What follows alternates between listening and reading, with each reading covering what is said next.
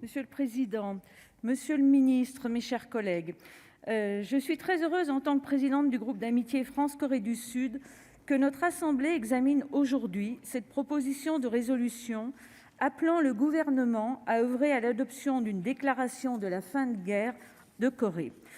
Je voudrais tout d'abord, si vous le permettez, saluer son Excellence l'ambassadeur Yu, qui est aujourd'hui dans les tribunes. Je voudrais également remercier le président Christian Cambon d'avoir déposé cette proposition de résolution et de nous permettre ainsi d'avoir un débat sur un sujet que nous connaissons sans doute assez mal, alors que nous en avons été les acteurs.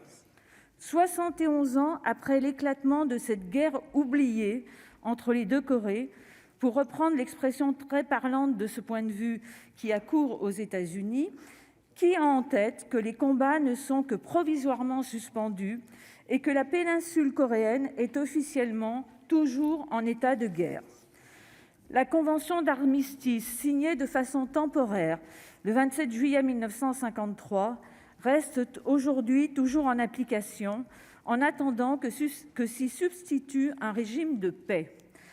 A-t-on encore bien à l'esprit le terrible bilan de ce conflit, le premier faisant suite à la Deuxième Guerre mondiale, qui inaugurait la période de glaciation de la guerre froide ? Plus de 800 000 morts parmi les militaires coréens, nordistes, sudistes confondus, des dizaines de milliers parmi les forces de l'ONU qui sont alors intervenues, 2 millions de victimes civiles, 3 millions de réfugiés, une péninsule coréenne dévastée par les combats. Et donc, 68 ans après la signature de la convention d'armistice, deux Corées vivant dans l'appréhension l'une de l'autre et entre lesquelles les tensions restent chaque jour palpables. L'omniprésence de ces enjeux liés à la continuation d'un conflit non officiellement terminé, notre groupe d'amitié l'a très fortement ressenti, je dirais presque physiquement, lorsque nous nous sommes rendus en Corée du Sud au mois de septembre dernier, à l'invitation de l'Assemblée nationale coréenne. Mes collègues Vivette Lopez, Olivier Jacquin, Catherine Procaccia et moi-même, qui présidais la délégation, avons en effet été frappés par la sensibilité du sujet sur place. Là où nous avons tendance à voir la situation actuelle comme un produit de l'histoire qui s'est figé avec le temps, elle reste vécue par la population et les dirigeants sud-coréens comme un enjeu existentiel. Je veux dire par là que les Coréens du Sud ont le sentiment que leur avenir, leur existence future en dépendent. La visite de la DMZ, la zone démilitarisée séparant les deux Corées, qui constitue en réalité l'un des endroits où le degré de tension entre les deux États est le plus élevé sur la planète, a permis à notre délégation d'éprouver presque physiquement cette dimension si prégnante dans une société coréenne d'aujourd'hui. Cet état de guerre toujours ouvert et la coexistence avec leurs voisins nord-coréens constituent pour les Sud-Coréens une plaie ouverte et fait peser sur leurs épaules une véritable épée de Damoclès. Autre point saillant dont notre délégation a pu prendre la mesure lors de ce déplacement en Corée, l'attachement très fort à la France, notre pays, la reconnaissance profonde envers elle pour son rôle durant la guerre de Corée. Comme l'a dit Christian Cambon, à l'appel des Nations unies, notre pays a en effet envoyé près de 3 500 soldats formant le bataillon de volontaires français de l'ONU, aux côtés de renforts coréens et américains. Témoignage de ces hauts faits d'armes, nous avons visité le cimetière des Nations unies en Corée, à Busan, la deuxième ville du pays. Au cours d'une cérémonie extrêmement émouvante, notre délégation a déposé une gerbe dans le carré français du cimetière qui compte 46 tombes individuelles.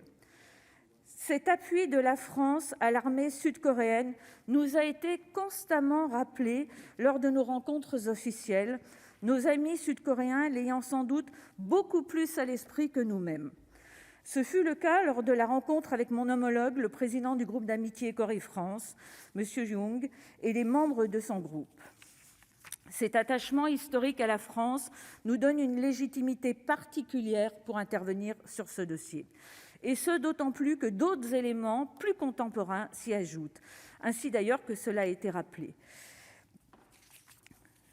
Ce contexte étant posé, la proposition de résolution que nous examinons aujourd'hui me semble aller dans le bon sens, qui est aussi le sens de l'histoire, celui de la conversion d'une convention d'armistice précaire et réversible en un état de paix durable à travers la conclusion ultérieure d'un véritable traité de paix entre les belligérants. En se prononçant pour une déclaration officielle de la fin de la guerre de Corée, notre Assemblée enverra un signe politique à un moment où celui-ci est plus que jamais nécessaire, du fait du nouveau refroidissement des relations entre les deux Corées, mais aussi entre la Corée du Nord et les États-Unis, qui jouent bien sûr, vous le savez, un rôle central dans ce dossier. À l'heure où le dialogue entre les principaux acteurs du conflit stagne, il paraît utile de rappeler l'horizon vers lequel les efforts et la concertation doivent porter, à savoir l'établissement d'une paix durable sur l'ensemble de la péninsule coréenne. Cet objectif a d'ailleurs été plusieurs fois proclamé par les deux belligérants lors des sommets intercoréens de 2000, 2007 et 2018. Le président sud-coréen Moon l'a rappelé devant l'Assemblée générale des Nations unies il y a quelques mois à peine, en septembre dernier. Des assemblées parlementaires de certains pays, Corée du Sud elle-même, mais aussi États-Unis, Royaume-Uni, le président Cambon l'a rappelé, ont pris des initiatives en ce sens, de nature et à des degrés d'avancement qui sont certes différents. S'il nous faut donc œuvrer en faveur de la reconnaissance de la fin de la guerre, encore faut-il que ce processus respecte certaines conditions que je crois bon de vous rappeler ici. Tout d'abord, notre pays, qui a pris part au conflit et qui est présent auprès du commandement des Nations unies, devra, même s'il n'a pas été signataire de la convention d'armistice, être associé, d'une façon ou d'une autre, aux futures négociations de traité de paix. Ensuite, il importe de veiller au maintien en place du commandement des Nations unies, doté d'un nouveau commandant depuis cet été.